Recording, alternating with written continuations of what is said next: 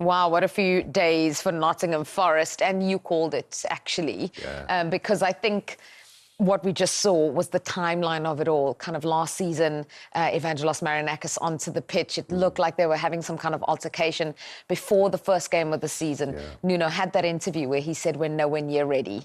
Then the next week, talking about the fact that the relationship had broken down, and then game 3, and he's gone. What a timeline. Well, the relationship between him and the owner clearly fractured at the back end of last season, where they had Champions League football in their grasp. You could see the owner was not happy at letting it slip. A lot of people have criticised him for it, but I don't have a problem with that. You own the club. You empower somebody to deliver something that would have been transformative for the club financially and in terms of their stature as a club that's won the European Cup before twice. And I think as far as Marinakis is concerned, he probably did see the big nights at the City ground in his dreams, and then suddenly it's gone. So I can understand why he would be emotional about that. As far as Nuno is concerned, he did do a good job in relative terms, but when you're talking about the fine margins, and this guy knows, having won the league with Blackburn, unfashionable club, suddenly coming and upsetting the elite, you get the job done. Kenny Dalglish got that particular job done, and when somebody doesn't do that, the brutal nature of elite-level football is that you get someone who you believe can. I'll probably surprise you, but I do agree with you. From a manager's point of view, normally a manager will stick up for him. You cannot go public. He knows Marinakis. He knows him better than most of us, yeah? You cannot go in front of the cameras and talk about your boss like that. If you do that, there's a good chance you're going to lose your job, and that's exactly what's happened to him. And it was almost, and I hate to say it, as if he got what he wanted in the end.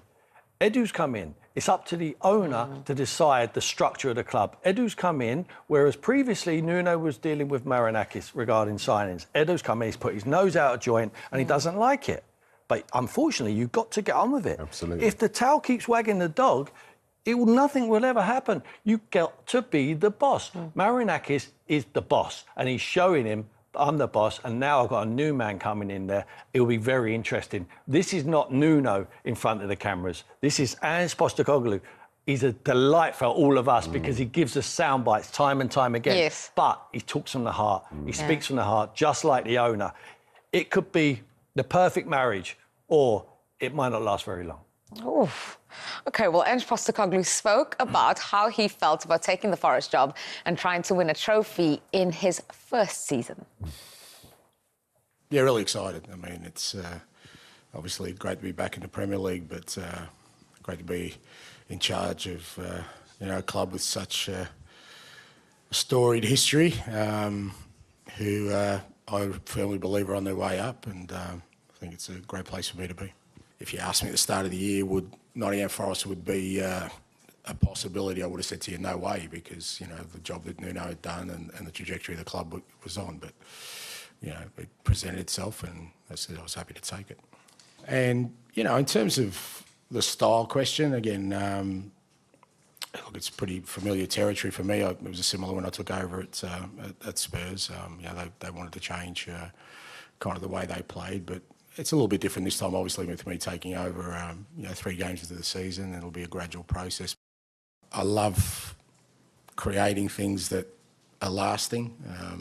I think every club I've been to, I'd like to think I'll be welcomed back because I think I've left a mark. And that's what I want to do here. But again, all that sort of takes time. I think the one thing that, the fans will know with me is that, I've set my mind to do something. I'll see it through, and hopefully I can bring some special times to the football club. Well, we know you win a trophy in your second season.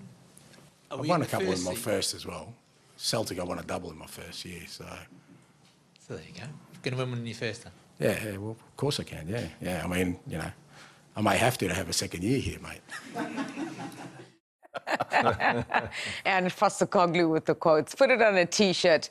Stylistically, though, his Spurs last season and Nuno's Forest were oceans apart. What do you think he will bring into Forest? Well, the funny thing is that Nuno is also one of his predecessors at Spurs as well. And Tim will know, at Spurs, there was that demand for free-flowing football. I think he'll bring that to Forest. There are two reasons why I think he'll do well. The first is that Forest have a far better defensive base than Spurs. Sells was in competition for the Golden Glove last season. Yep. The two centre-halves are outstanding, in particular Murillo. And at the fullback positions, they're strong as well. Yeah. Whereas he had to do a bit of surgery to be able to get to where he wanted to be. And he was massively affected by the injury problem. That seems to be a dark cloud over Spurs. The other reason why I think he is going to do well is because he's outside of London. The spotlight will not be as heavy on him as it is there. And he will get the freedom to be able to really build something, build that momentum. Forest under Nuno last season, no one really saw him coming. And then suddenly he was there in the business end of the season. Yeah. I think that's going to be the case. The one last thing I want to say about him is that in terms of the Premier League, I almost wonder if we're at that stage now where we need that kind of charisma that he brings. You've been alluding to it, you know, the fact that he loves it, it's the sound bites and all that. Yeah. This is a global reality TV show. And it needs characters. And Nuno is a good tactician, but he's very dour. He doesn't have that charisma that you now need, really, to establish yourself and make an impact with elite-level players as well. Best soap opera in the world. How does he change things, though? Because Forest, as we know, played with very little of the ball last season. They were quite pragmatic. Does Ange do little by little, or does he change it all straight away? And Arsenal has their first test. I'm the only surprise for me that after he got the job that he couldn't drag it out after the Arsenal game. I think I would have said to Mr. Marinakis, is there any chance I can send it to my lawyers and then I'll get back to you after the weekend? I mean, come on, Ange, use your brains now. It's much better. Swansea and Burnley, Betis, that's much easier. Starting off with Arsenal. You don't want to get beat off us, but look, it's a hiding to nothing for him. I mean, just go in there. Listen, he goes in there and he'll play. He won't change. To answer your question, he won't change everything. They're not going to reinvent the wheel there straight away. I'll tell you one thing. The last 3 days he's had training. Once he gets a few of them back from international duty, they would have run. They would have run like they've never run before because they are going to have to get the ball back very quickly. That's what he demands. First one, nearest to the ball, go and get it back. We'll funnel him behind. But I think I can't see him being like Mickey van der Ven and Romero right on the halfway line. I think that Milinkovic at the back there hasn't got the pace to be able to do that. No. I think that Ange will tweak it slightly. I don't think he gets enough credit for his acumen of tactics.